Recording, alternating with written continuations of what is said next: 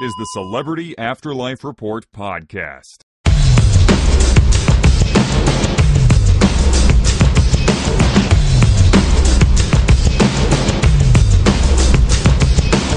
Hey everybody, it's me, the Celebrity Medium, back with another episode of the Celebrity Afterlife Report podcast, the only show you're going to find, look wherever you want, you won't find another one, the only show that gives you the up-to-the-minute gossip about all your favorite deceased celebrities. Got some good stuff this week.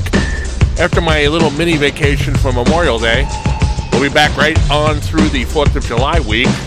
So let's get this show on the road.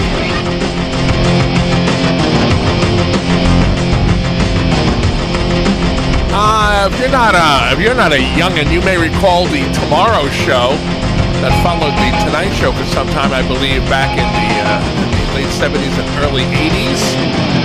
Hosted by a guy named Tom Snyder, a long drink of water.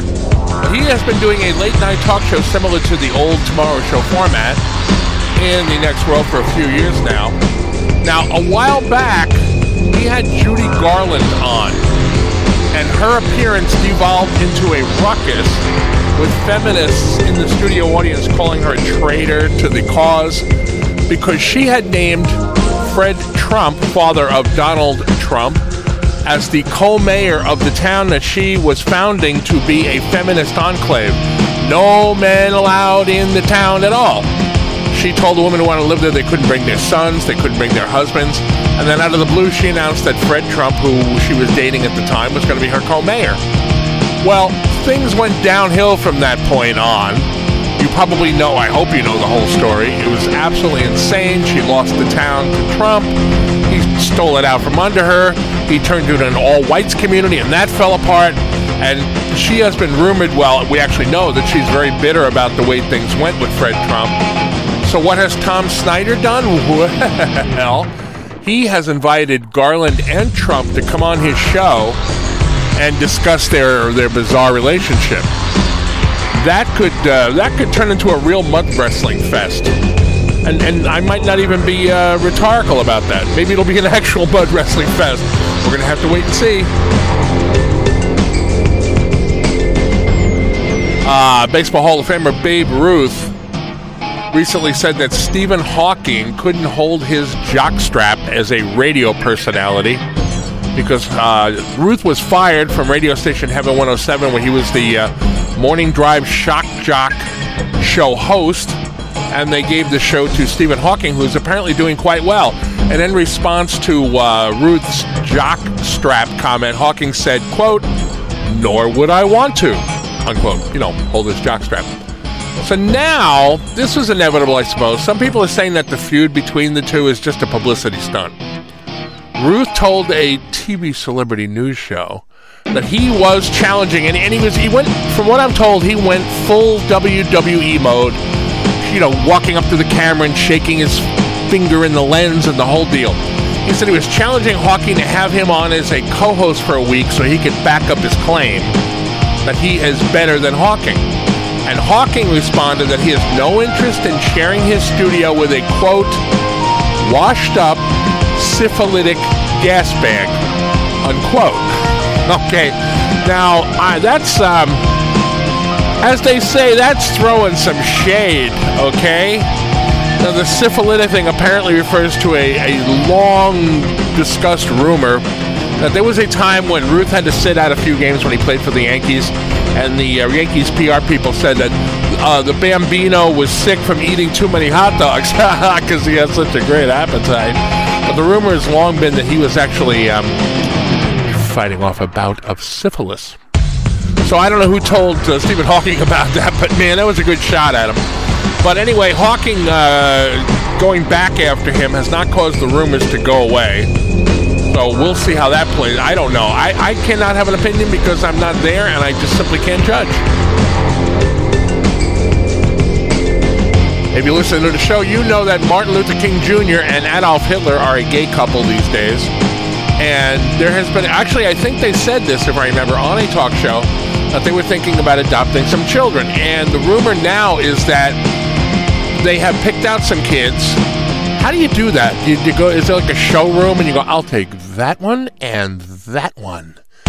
Anyway, the rumor is that they're close to adopting a young black boy and a young Asian girl, and there is no confirmation about the adoption just yet, but the rumor mill says that when it's all done, when the paperwork is done, the children will have the hyphenated last name of King Hitler. That just feels wrong. I'm sorry. I know their hearts are in the right place. They're doing a good thing. That just makes me squirm a bit, that name. Okay. We got a weird one now. You may remember a few weeks back, actor Verne Shroyer, who played Mini-Me in the Austin Powers movies, he transitioned to the afterlife. Now, when he got there, and he had his arrival ceremony, after that, fellow performers Billy Barty and Jerry Marin greeted him, and they said, listen, we understand what you had to deal with as a little person, because they are little people, and they promised to help him in any way they could to adjust to his new existence. And at the time, I said, wow, that's so nice of them to do that. That's really great. You know, I'm sure they do understand what it's like for a very, very short person. And, you know, what a sweet thing to do. Well, imagine my surprise when I read an obituary for Jerry Marin in the newspaper the other day. Okay, a few weeks ago, I said Jerry Marin was there with Billy Barty to greet Verne Shroyer. So I got a hold of one of my contacts in the next world, and I said, okay, what's the deal? Now, and he said, I don't know. And then I said, would you look into it and get back to me? And he said he would. Well, the story is that apparently Jerry Marin, like actor Abe Vigoda before him, has a look-alike in the next world who has been pretending to be him for some time now, to the point of dressing up like a munchkin, because Jerry Marin was a munchkin in the Wizard of Oz movie in 1939.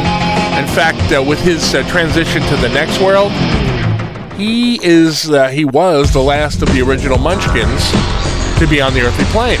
And he's been signing autographs as Jerry Marin and going to, Wizard of Oz fan conventions and the whole deal. Now, I haven't gotten any word about the real Marin's arrival, so I don't know if he and his little doppelganger have met yet, and if they have, what, if anything, transpired. I don't know what's going on, but I needed to tell you that because I didn't want you to think that I had screwed that up. My information was that Jerry Marin was there. So obviously I'll keep a close eye on this one, and I'll keep you informed as I know more.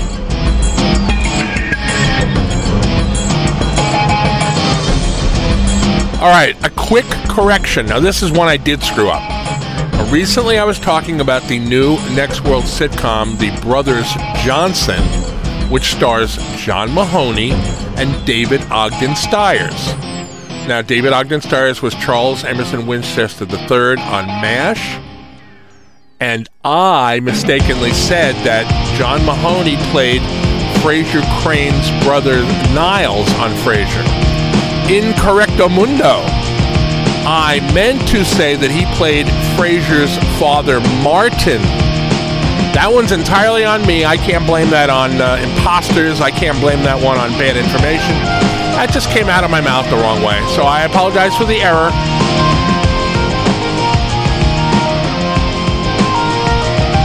And with that egg on my face, I think I shall wrap up this edition of the Celebrity Afterlife Report for another week. I will be back next week with hopefully correct stuff to tell you about all the goings and comings and goings-ons in the next world. In the meantime, you can find the report on iTunes. You can find it in the Google Play Store. You can find it on YouTube. And, of course, if you happen to be in the Los Angeles area, you can find it on 1620 K-Chung Radio, where it's on Monday afternoons at 1 o'clock as part of a show called Inspirato Projecto Radio. Thank you for listening to the show however you listen to it. I'm the Celebrity Medium. Bye-bye. You've been listening to the Celebrity Afterlife Report podcast. To ask a question about your favorite deceased celebrity, call 818-3-MY-DREAM. 818-3-MY-DREAM. 818-369-3732.